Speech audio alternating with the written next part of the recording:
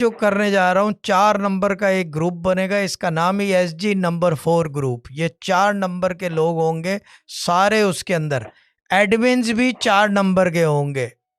अब वो किस तरह होंगे ये वो मेरा काम है। 4 नंबर के होंगे, सब वाह। कुछ 4 नंबर का होगा उसका।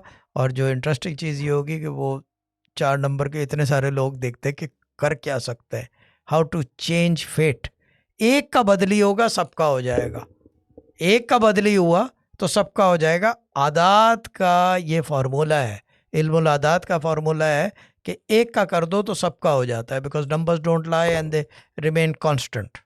देर constant, there is no change, like God is a constant. ये जो है ये भी कांस्टेंट रहता है, that's why it has power, that's why time is in numbers is not in letters. अब कौन समझाए ये लोगों को, खैर जो भी है ये एक अलग स्टोरी है। बट चीज़ ये है कि 4 नंबर का ग्रुप ये, लेकिन कोई किसी को बोलेगा नहीं ऐड करने को, ना कोई करेगा जब तक मेरे से बात नहीं होगी।